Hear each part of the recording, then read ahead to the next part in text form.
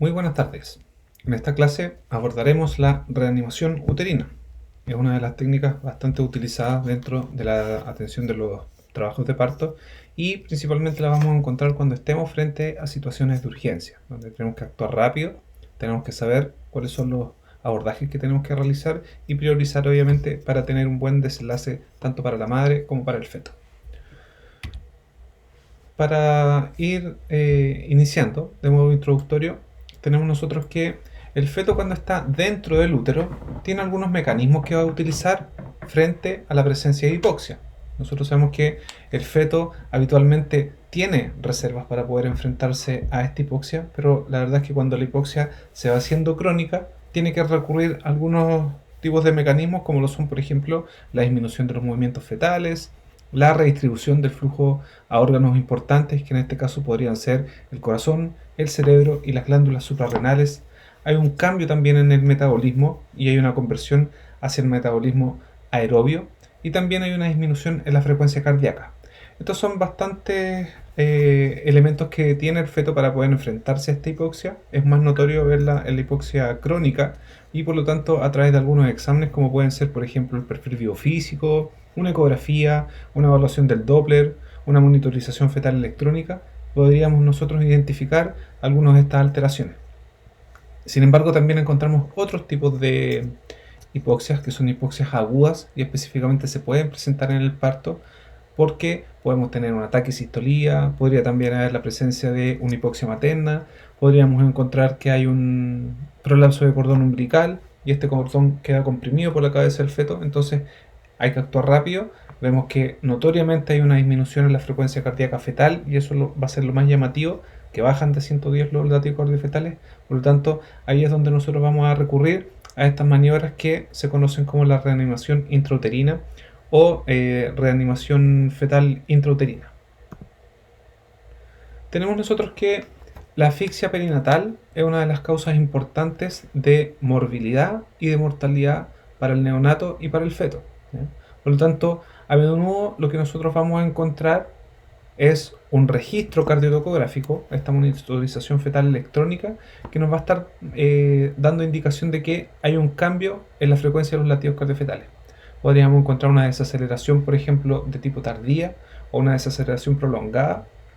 Lo que nos está diciendo ahí es que el feto no está siendo capaz de poder enfrentar ese periodo de hipoxia. Por lo tanto, tenemos que buscar algunas alternativas para poder mejorar el flujo sanguíneo, y al mejorar el flujo sanguíneo mejoramos el aporte de oxígeno también que le está llegando al feto a través de la placenta.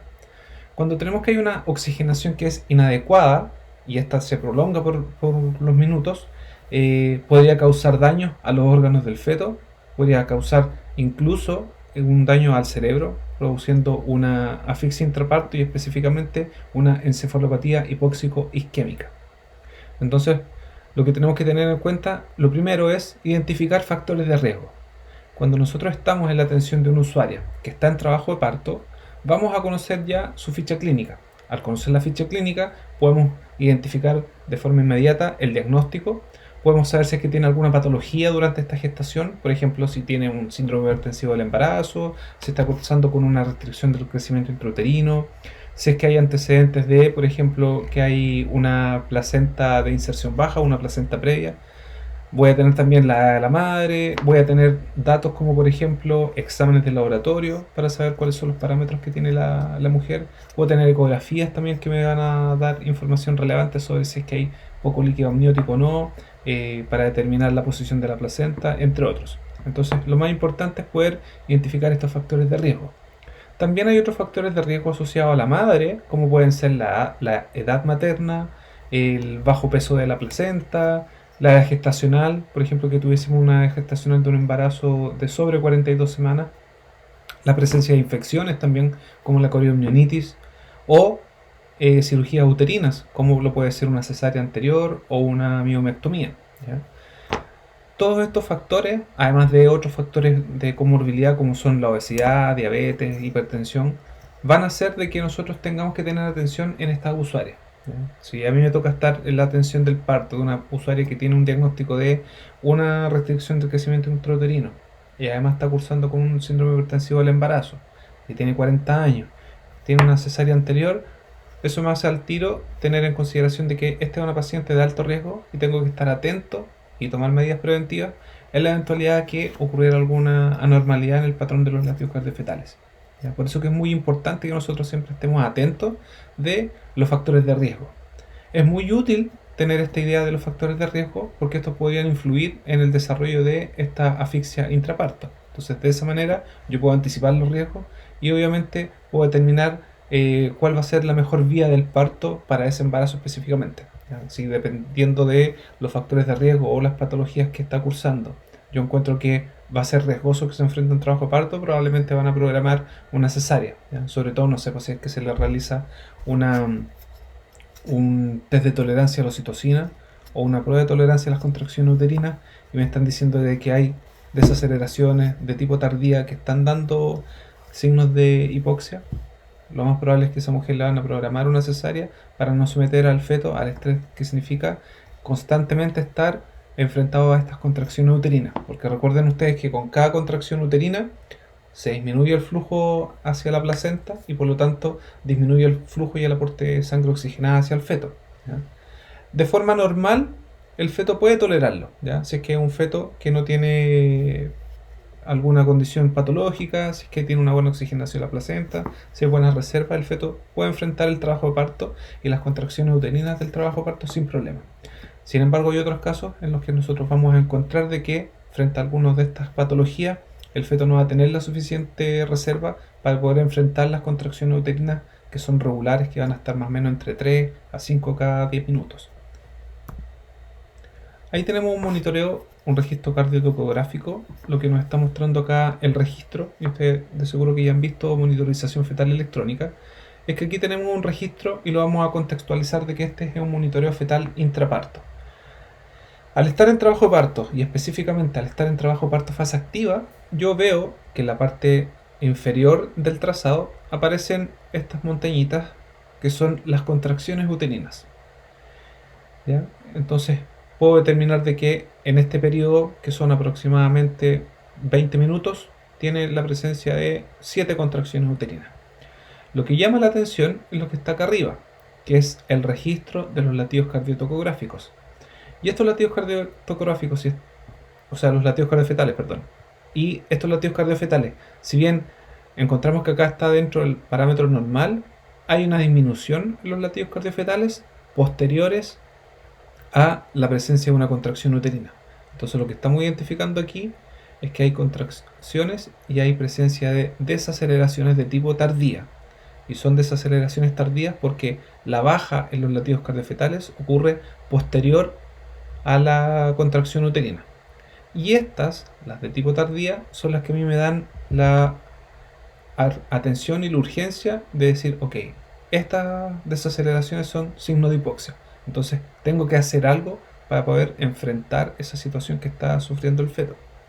Entonces cuando yo veo que hay un deterioro en el patrón de los latidos cardiofetales, y este podría ser causado por factores transitorios, como les decía, y eso podría ser porque hay un excesivo presencia de contracción uterina, específicamente cuando hay taquicistolía, no hay espacio suficiente para que se pueda el feto enfrentar o se pueda recuperar de buena forma para enfrentar la próxima contracción.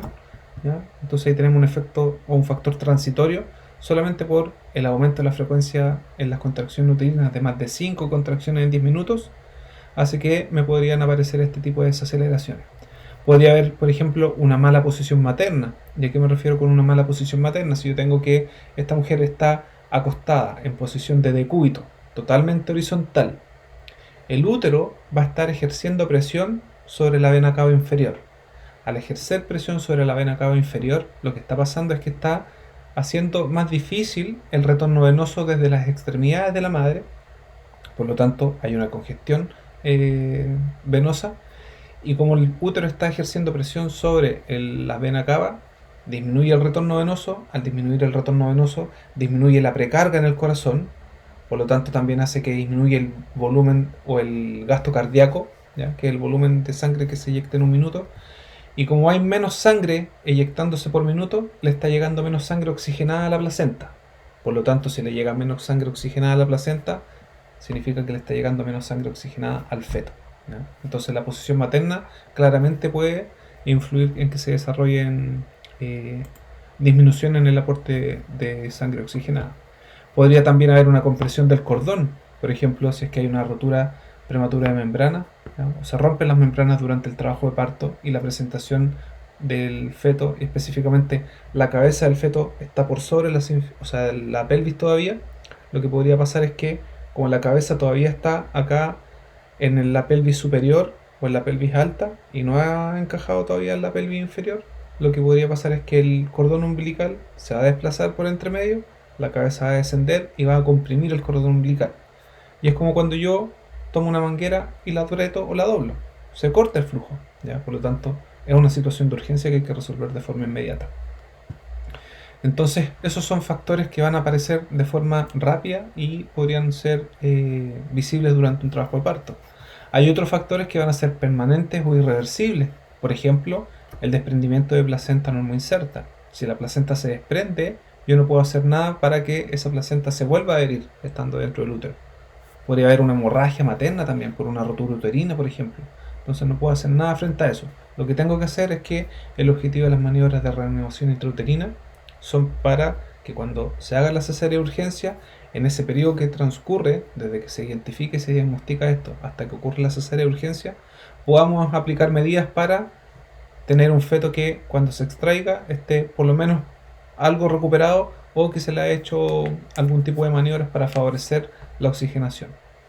Entonces, cuando nosotros tenemos que hay fetos con asfixia crónica, o sea, por ejemplo, una restricción severa asociada a una preeclampsia, cuando esta es una condición severa, lo más probable es que la reanimación intrauterina o resucitación intrauterina lo que va a hacer es que va a tratar de mejorar las condiciones del feto, pero con la urgencia de que salga rápido por vía cesárea.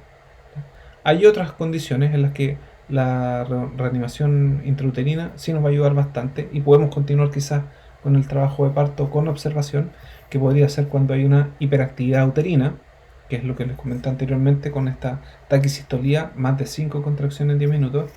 Y también podríamos hacer una reanimación intrauterina en un caso de una hipotensión materna, si disminuye mucho la presión arterial de la madre, y esta podría disminuir, por ejemplo, por una anestesia peridural. Si disminuye mucho la presión arterial de la madre, también va a llegar menos sangre oxigenada hacia la placenta. Entonces yo puedo corregir esa hipotensión materna. Recuperando la presión materna a valores normales, probablemente también voy a ver que van a mejorar los latidos cardiofetales, ¿ya? Por lo tanto, esa va a ser una de las cosas que tenemos que tener en consideración para el abordaje de estas usuarias. Entonces tenemos que las técnicas específicamente de reanimación intrauterina, ¿ya? Durante el trabajo de parto en un embarazo de término, comúnmente nosotros las vamos a usar en la práctica porque tienen como objetivo, como les decía, tratar la causa de la hipoxia para tratar de tener un feto bien oxigenado dentro del útero. Cuando se pueda, cuando sean factores que son modificables.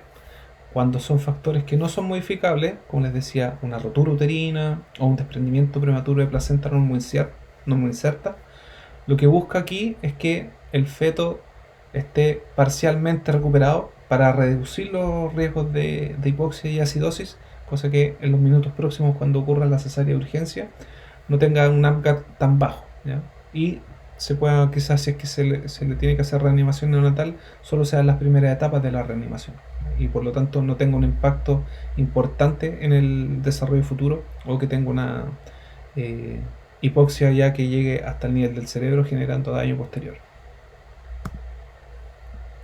Entonces, dentro de los elementos que considera la técnica de la reanimación intrauterina, vamos a encontrar la reposición de la madre y específicamente dejar a la mujer en decúbito lateral izquierdo. Está la administración de los líquidos intravenosos, ¿ya? Para reponer volumen en la eventualidad que tuviésemos una hemorragia o si es que vemos que, por ejemplo, aquí hay una hipotensión materna. Con la administración de volumen rápido también puedo corregir esa hipotensión materna. Está la hiperoxigenación materna o la administración de oxígeno, ya por mascarilla a la madre. Está la interrupción de la oxitocina, si es que ese trabajo parto está con oxitocina, ya por una corrección de dinámica, por ejemplo. Y está el uso de fármacos tocolíticos, que son los que van a detener las contracciones, en la eventualidad que, por ejemplo, tuviésemos una taquicistolía, ¿ya? Por lo tanto, son muchos los estudios que durante los años han demostrado de que estas técnicas son efectivas, van a ayudar al bienestar fetal, y por lo tanto lo que vamos a tener que hacer ahora es que estas cosas que aparecen aquí listadas, que son bien precisas, las vamos a ir analizando en detalle para que sepan cuál es el fundamento de por qué aplicar estas acciones y no otras. Veamos la primera. Lo primero habla de la lateralización. Cuando yo dejo a la usuaria en posición de cúbito lateral izquierdo, lo que estoy haciendo es que estoy descomprimiendo la vena cava inferior. Muy bien lo muestra esa imagen que vemos, esta mujer que está en posición de cúbito supino. Por lo tanto, lo que les comentaba anteriormente, este útero, con todo el peso que contiene, el peso de el feto, la placenta, el líquido amniótico y el útero propiamente tal, están ejerciendo presión sobre la vena cava inferior. Y al ejercer presión sobre la cava inferior, están impidiendo o haciendo más difícil el retorno venoso. Por lo tanto, ¿qué es lo que debería hacer? Una de las primeras maniobras, que si yo veo que están bajando los latidos cardiofetales, es dejar a la posición materna en decúbito lateral izquierdo. ¿Y por qué decúbito lateral izquierdo? Porque principalmente la vena cava inferior está un poco más desplazada hacia el lado derecho. Entonces, si yo desplazo a la mujer hacia el lado izquierdo, al lado contrario, ¿ya? Y la roto más o menos unos 40 grados, solamente con esa maniobra de reposicionar a la mujer y dejarla en decúbito lateral izquierdo, se disminuye la presión sobre la vena cava inferior y puede retornar de mejor manera la sangre, ¿ya? Y eso hace que después, como les decía, llegue más sangre al corazón, posteriormente el gasto cardíaco aumenta, llega más sangre oxigenada a la placenta y por lo tanto llega más sangre oxigenada al feto. Esto es muy importante aplicarlo, ¿ya? Sobre todo ya desde las 20 semanas en adelante. Antes de las 20 semanas de gestación, la verdad es que el útero es pequeño y no es capaz de generar esa compresión, ya, pero si estamos en un embarazo a término, sí es capaz de hacerlo. Por lo tanto, es una de las medidas que son obligadas a realizar cuando vemos que hay una disminución en los latidos cardiofetales. Entonces, esto es importante siempre tenerlo en consideración. Vemos que bajan los latidos y lo primero, antes de que vayamos a colocar sueros o puncionar algo, primero es dejarlo en decúbito lateral izquierdo y después puedo continuar con las otras maniobras. La segunda habla de la administración de líquidos intravenosos. Ahí aparece descrito la infusión intravenosa rápida de 1000 cc de cristaloides, ¿ya? Y aquí, cuando hablamos de cristaloides, hablamos principalmente de suero Ringel lactato, lo que nos va a permitir la administración rápida de volumen. Va a ser, por ejemplo, para poder enfrentar casos como la hipotensión materna. ¿En qué caso yo podría tener una hipotensión materna durante el trabajo de parto? En una mujer que se le haya puesto una anestesia peridural. Cuando una mujer que está en trabajo de parto se le administra una anestesia peridural, en los minutos posteriores a la administración de la anestesia podría haber una vasodilatación en la madre, ¿ya? Podría haber una vasodilatación periférica, por lo tanto hace que baje rápidamente la presión, y si baja la presión disminuye la cantidad de sangre que va a estar llegando a la placenta, por lo tanto va a tener un impacto directamente sobre el feto, y vamos a ver que notoriamente los latidos cardiofetales van a empezar a bajar y van a disminuir de 110. Entonces yo rápidamente, si veo que a esta usuaria le están colocando anestesia peridural, tengo que estar atento y evaluar los latidos cardiofetales, porque podría ser de que ocurra esta hipotensión. ¿Y qué es lo que tengo que hacer rápidamente para manejar la hipotensión? Lateralizar y reponer volumen, ¿ya? Con eso aumentar la presión arterial en la mujer. El mecanismo principalmente de la administración del líquido intravenoso consiste en poder aumentar el flujo sanguíneo que va hacia el útero. Por lo tanto, de esta manera aumenta también la tasa de suministro de oxígeno. Se pueden producir efectos beneficiosos de varias maneras, ¿ya? Con la administración de este suero cristaloide, que de preferencia va a ser el suero Ringel lactato. También podría ser suero fisiológico, Lo que va a pasar es que el efecto es principalmente porque al administrar 1000 cc de volumen, nosotros lo que estamos haciendo es que también está aumentando el gasto cardíaco, Otra cosa que vamos a hacer es que va a disminuir la frecuencia de las contracciones uterinas, ¿ya? Porque va a haber una dilución de la oxitocina que está circulando, y también vamos a tener una disminución en la viscosidad de la sangre. Entonces la infusión intravenosa rápida de 1000 cc de sueros cristaloides, ring lactato de preferencia o suero fisiológico, se recomienda comúnmente como una parte de la reanimación intrauterina.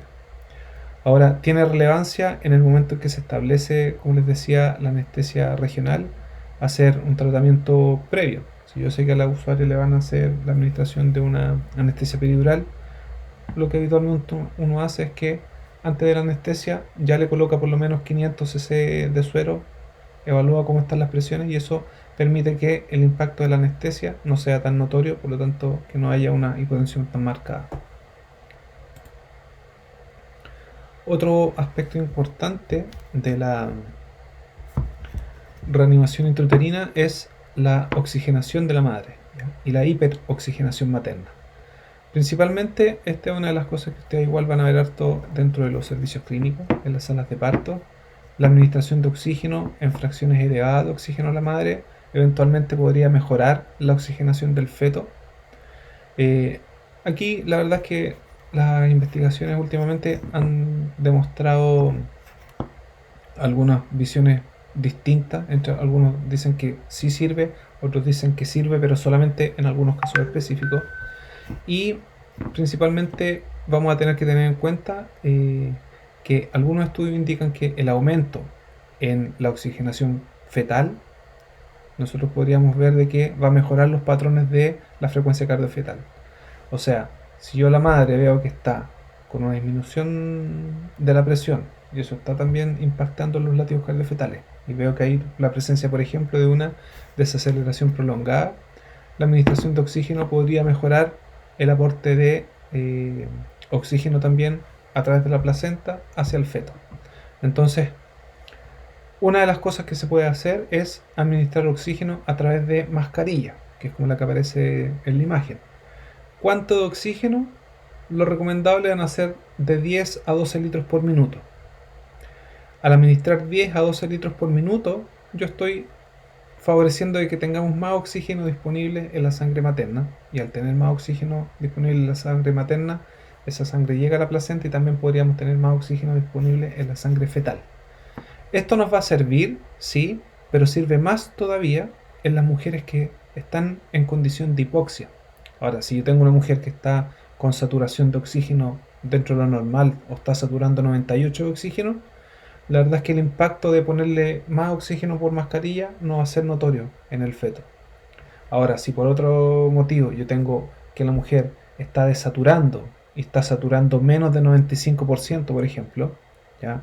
Por alguna afección pulmonar o incluso que tuviese por una condición de neumonía por COVID, y veo que está desaturando y tiene, no sé, pues, saturaciones de 85, 88, ahí sí va a ser mucho más notorio el efecto de la administración de oxígeno por mascarilla, porque sí va a elevar los niveles de oxígeno en la sangre materna y por consiguiente aumenta los valores de oxígeno en la sangre fetal. Entonces, si queremos administrar oxígeno, se hace a través de mascarilla. Esta mascarilla tiene reservorio, por lo tanto da mayor flujo de oxígeno, permite llegar más o menos a flujos de 10 a 12 litros por minuto, y eso es lo que nos va a ayudar a poder enfrentar a la hipoxia que se está presentando específicamente en el feto. Las recomendaciones también son de que los tratamientos con oxígeno, para estos casos de asfixia intraparto, es que sean de poca duración.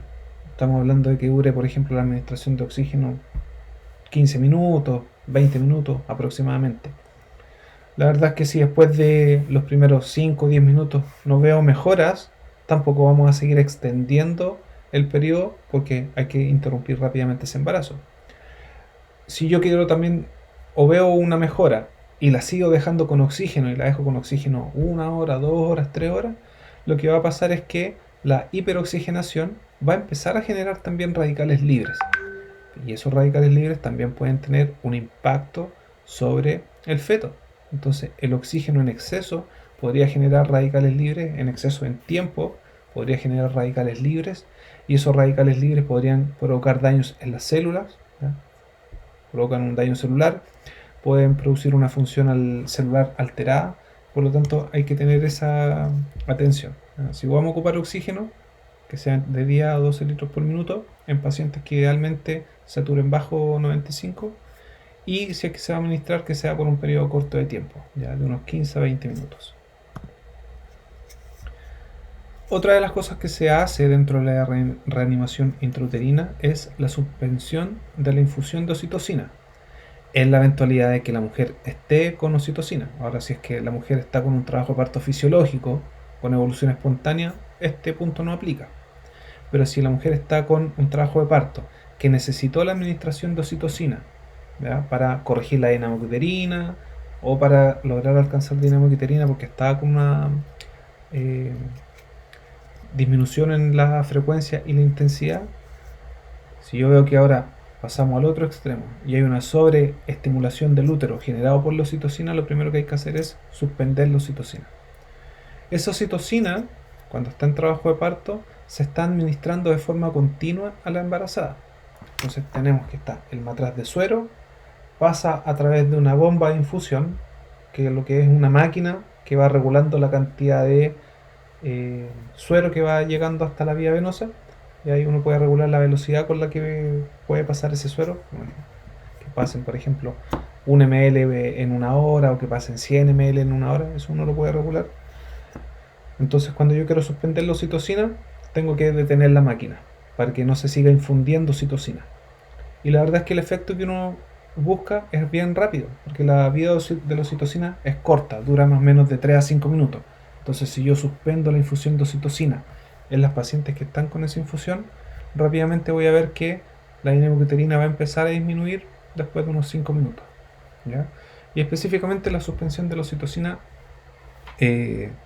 nos va a ayudar porque, como les decía, además de administrar harto volumen, más o menos 1000 cc de suero, y la suspensión rápida, eso va a hacer que la enzima que sintetiza o que elimina la oxitocina haga efecto rápidamente. Tenemos tocólisis. Recordemos que los tocolíticos son los medicamentos que se usan también en el parto prematuro, pero además del parto prematuro nos sirven en otras circunstancias. Y el tocolítico es un medicamento que busca la disminución de la actividad uterina.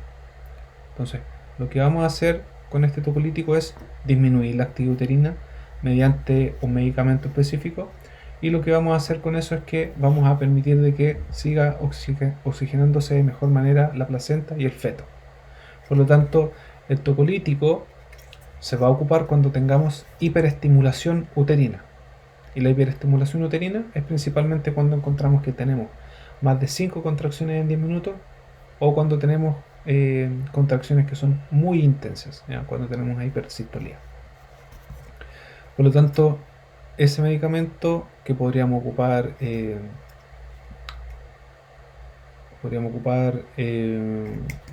nitroglicerina o podríamos ocupar fenoterol, nos va a ayudar a que rápidamente disminuya la actividad uterina, ¿ya? Ahí podemos ver un registro cardiotocográfico.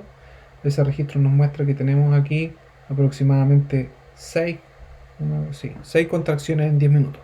Eso está por sobre lo esperado, ¿ya? Y fíjense cómo los latidos cardiofetales aquí están en un rango normal y aquí empezaron a decaer.